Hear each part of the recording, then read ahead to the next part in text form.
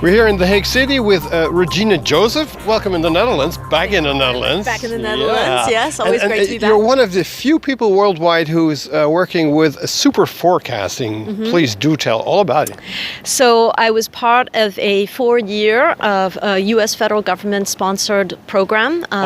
It was called the ACE program, and it was funded by IARPA, the Intelligence Advanced Research Projects Activity, which is an arm of the federal government that is investing in research and development around issues that involve human behavior, the human mind. And so part of what resulted from that program was an understanding that there is a human capacity to forecast geopolitical events with great accuracy. And the second finding was that there is a unique group of people who have the psychological traits necessary to be able to forecast very accurately. There's a specific group, well, actually not depending on their profession at all, which is more, well, handy in sort of predicting or has a feeling for that. But is it also partially learnable?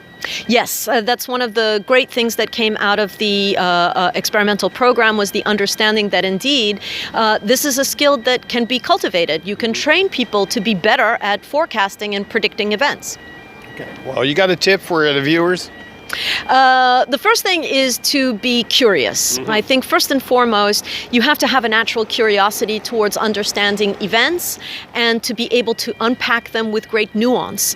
And I think that a corollary of that is that in order to be able to do that effectively, you have to start off with being open-minded.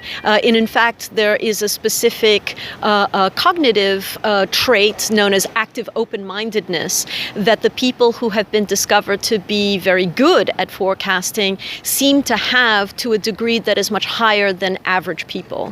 So that active open-minded thinking ability is the type of cognitive trait that you would need to cultivate in order to be able to have this kind of ability. Yeah, you're like analyzing a lot of data and talking with a lot of people, but there's also in this trend industry, as it became over the years, a lot of, well, sort of opportunistic people. How does it give sort of noise in the market? Well, I think one of the most beautiful things about this program was that it gives for those of us, because indeed there were some people in that cohort of what are known as super forecasters. There are some of them, I was one of them, that actually do this kind of work professionally. It's what you said earlier is true, that indeed it's not necessarily a given that just because you work in the field of trend watching or forecasting that makes you automatically great at it. But one of the things that comes out of this program is that for those of us who actually do this work professionally, here is a mechanism by which we can actually validate how good we actually are. Because the problem, as you well know, is that there are many trend watchers in the world. There are many people who do forecasting in the world. But how do we know which ones actually are as good as they say they are? On forehand, by the way. Yes, and I think that that's really, for me as somebody who is professional in doing this, there are lots of people who call themselves futurists, or there are lots of names you can use for it. But how do you vet them? How do you know whether or not somebody just hung out a sign in front of their office 2 days ago and all of a sudden they're a futurist? Maybe they were a butcher yesterday, but they're a futurist today. There's no way for me to be able to make a level understanding of, well, how good are they? But having this kind of a mechanism where you are quantifying a person's ability to forecast accurately, and that comes with a ranking and a score, then I can say to the wider world, well, actually, I've been vetted and tested, and actually, I am pretty good. So for me, that's a huge value, and I think so it is for anybody who wants to learn a particular skill or profession and wants to show that they're pretty good at predicting things.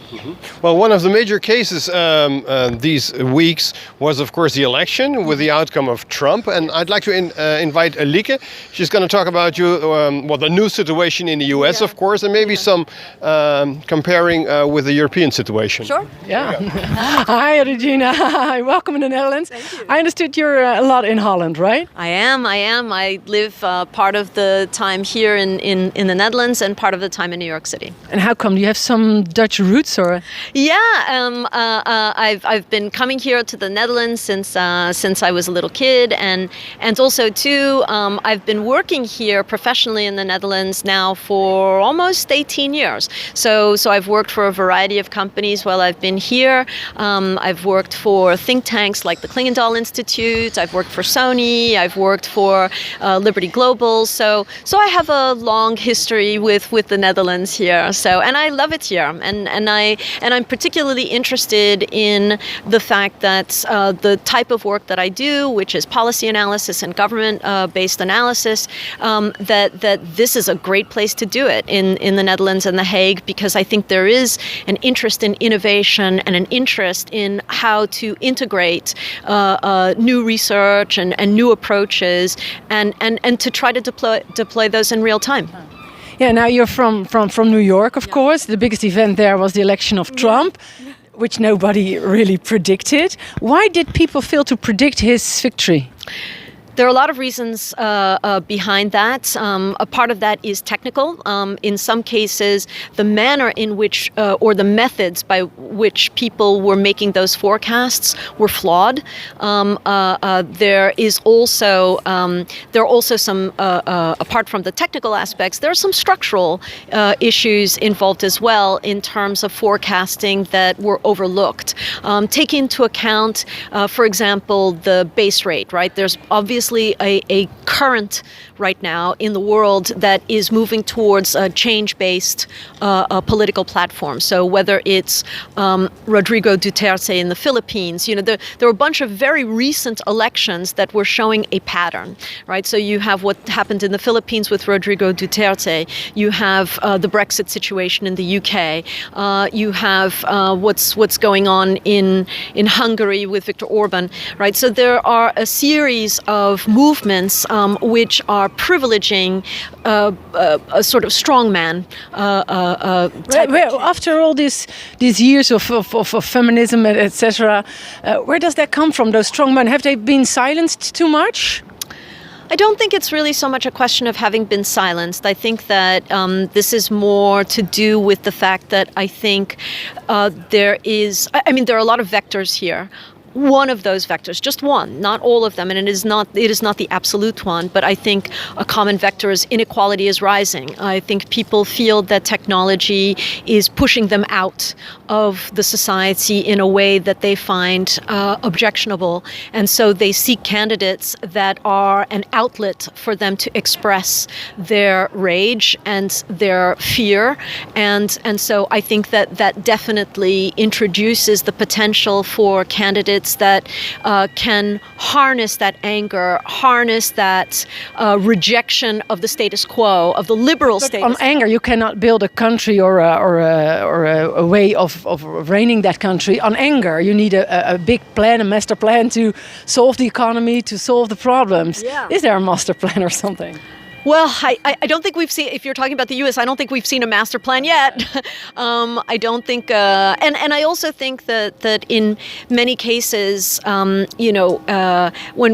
you actually do historical analyses of strongmen type politicians, in many cases, it's not always necessarily a master plan. I mean, you could talk about a master plan in the case of somebody like a Hitler, for example, but there are many politicians that have these kind of autocratic or demagogic behaviors that don't necessarily have a plan. You're talking about strong men. I've talked to you before, so I know your opinion about women and Hillary. Mm-hmm. But you say that maybe she was not elected because she's a woman. Maybe she was not strong enough.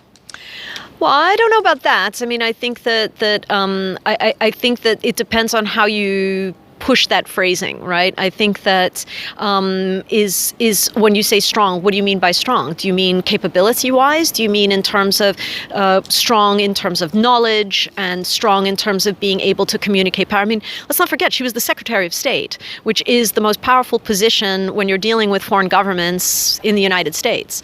She held that position. She did well in that position. So it's not as if she's incapable of dealing with other foreign powers who might be strongmen. And then why did people hesitate to vote for her?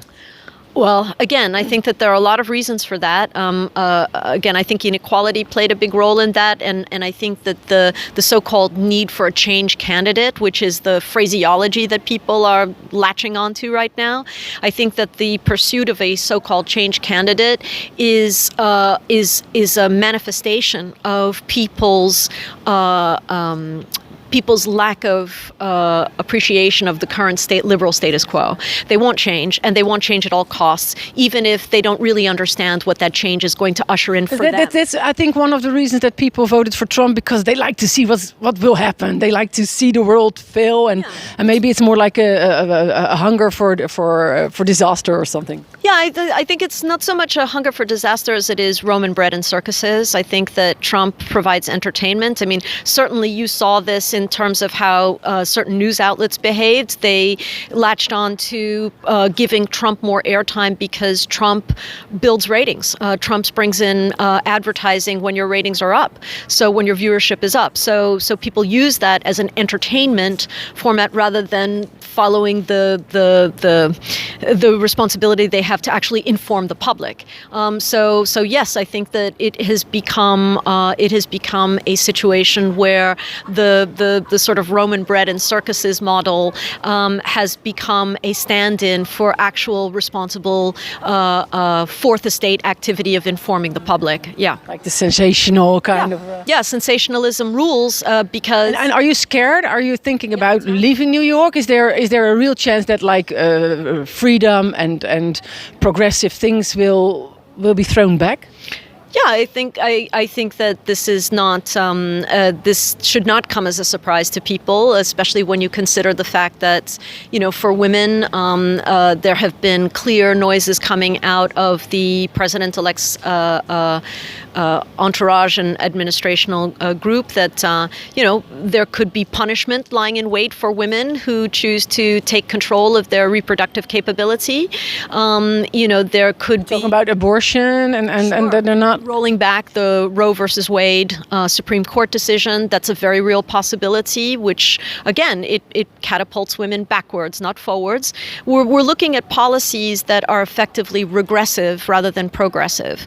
And whenever you're dealing in regressive policy, the people who usually suffer the most are women, minorities, people of lower socioeconomic rank. And so oddly enough, you mentioned earlier that you feared the how do you say the intellectuals, actually, that there might be a chance that being intellectual is not a high valued thing anymore, but is actually a shame. I think that this has been something that's been going on in the United States now for several decades, is the pushback against the sort of East Coast intellectual elite. You know, we have a lot of universities on the East Coast, so there's a lot of pushback against that, I think, because it represents, you know, part of the Republican rhetoric in the United States has focused on this idea of the so-called intellectual elites on the East Coast, which is a type of code for people who work in academia, and academia is known for being more liberally biased, you know, rather than conservatively biased. And so that is a political agenda. If you stand for a conservative administration, then yes, of course, you would want to quash, you know, the power of more liberally oriented thinking. So naturally, there is a tendency to build rhetoric that is that comparable to what's going on in Turkey with Erdogan and the locking up of university people? I think that's different. I think that because the locking up is not just of people who are working in universities. It's journalists, everybody with a free mind. Well, it's anybody who offers dissent against the current political establishment, people who are perceived to be undermining the current political establishment are seen to be as dangerous, and therefore are either being purged, from their jobs, or in some do you cases, think, are you scared that when Trump really comes into power, there will be a chance that journalists, people from universities, etc., will have a serious risk of being maybe even imprisoned or out of a job? Or I think that that's a very real possibility. I mean, just last week, without any public debate, surveillance laws were enacted that increase the potential for your private information to be reviewed by government by government actors. And that's not Trump yet. No, but it was passed by a congressional body that basically is overwhelmingly Republican and fell into line even after many of them were saying never Trump and that they would never agree with him. That, once it became clear that, he was going to be in power, they all fell into lockstep. So they changed their minds pretty quickly about that. And so that's what politicians do. Politics for you. That's how politics works. That's the give and take of politics. But I think certainly, yes, anybody who expresses an opinion that is going to be in dissent, I think they have to watch their backs. And I think that, but this has been true. This is not just specifically Trump related. I think that this is true generally speaking. And again, this is not unique to the United States. This is increasingly an issue all over the world. Will the world survive? Oh my gosh, you're asking me to take on a very big forecast here that isn't really... My last question. Yeah. Well, in the near term, it's not going to implode automatically. But do I think that there is a greater potential for unintended consequences from the more regressive actions that will result from this new election? Yes, I would be if I were to put it as a forecaster, would I be updating my beliefs with regards to the increased probability of an existential event? Yes, I would be slightly ticking my forecast upwards, but my forecast is still not at a 50% rate. So we're still below that 50% mark. But I do think that this hastens the potential for accidents to happen. And if an accident happens and if it's of a certain scale, well, does it matter whether it was intentional or not? If it causes devastation? Yeah. Okay. Well, at least we are warned. Thank you very much, Regina Joseph. You're welcome. It's my pleasure. Thank you for having me.